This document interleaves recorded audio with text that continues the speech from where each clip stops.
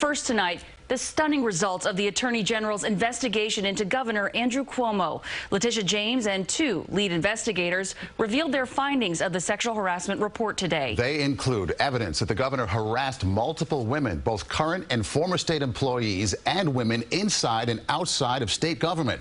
The report was damning. It included words and phrases like unwanted groping, intimidation, and retaliation, and called the executive chamber a hostile work environment. We have team coverage for you tonight. Marcia, Kramer with details of the report and the governor's response. Natalie Duddridge has reaction from the governor's accusers, and Dick Brennan with the calls for him to resign. Plus, what's next? But first tonight, the accuser, who the governor named in his prepared remarks today, is speaking exclusively to CBS News. Charlotte Bennett, a 25-year-old former aide to the governor, accused him of asking her inappropriate questions about her sex life and about being a survivor of sexual assault. She spoke this afternoon to CBS Evening News anchor Norah O'Donnell. He's trying to justify himself by making me out to be someone who can't tell the difference between sexual harassment and mentorship, and I think that's absolutely absurd. We have a report, we have the facts. The governor broke federal and state law when he sexually harassed me and current and former staffers, and we have a responsibility to take the set of facts, and if he's not willing to step down, then we have a responsibility to act and impeach him. And we'll have more of that interview coming up. But first, let's start with the report. And CBS 2 political reporter Marcia Kramer joins us now with more on the findings of the investigation and the governor's response today. Marcia. Well, Marcia, listening to Attorney General Tish James and her team document stunning charges of sexual harassment against Andrew Cuomo, followed by the governor's strident denials, is going to force New Yorkers and members of the state legislature to play "Who do you believe?" The Attorney General says she believes the women. The governor says he wants you to believe him. I want you to know directly from me that I never touched anyone inappropriately or made inappropriate sexual advances. I am 63 years old.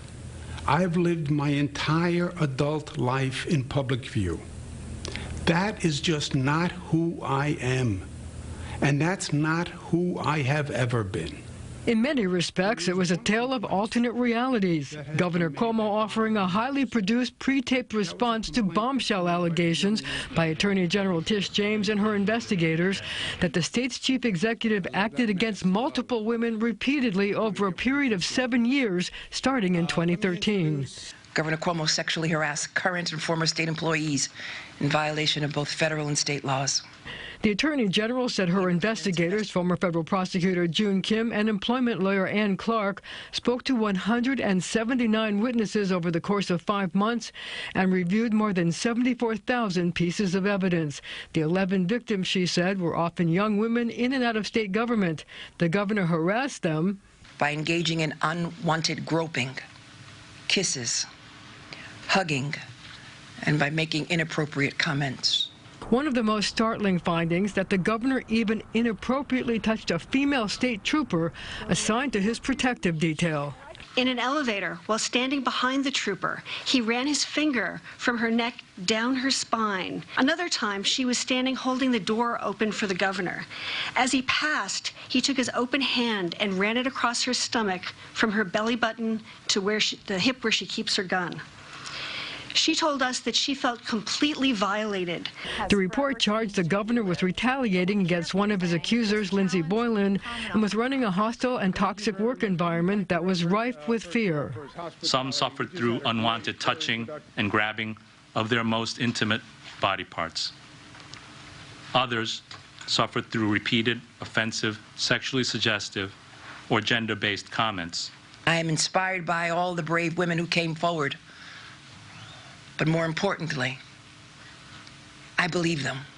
Among those James believes is the Albany woman who said Cuomo groped her and touched her breasts at the executive mansion, and Charlotte Bennett, a sexual assault victim who said months ago that she thought the governor was grooming her for sex by asking her about the time she was raped. He wanted a girlfriend.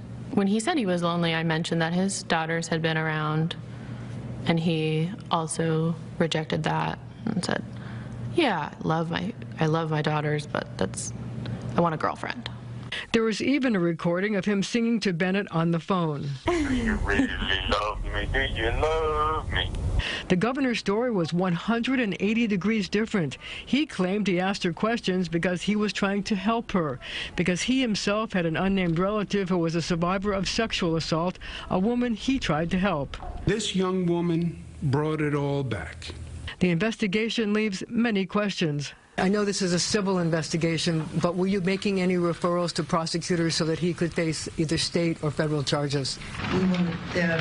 Our work is concluded, and the document is now public, and the matter is civil in nature and does not have any criminal consequences. Well, that remains to be seen. The Albany DA is requesting James' report, and it remains to be seen if any of the accusers file criminal charges. Alice and Maurice? Far from over. Marcia, thank you. Marcia, thank you. And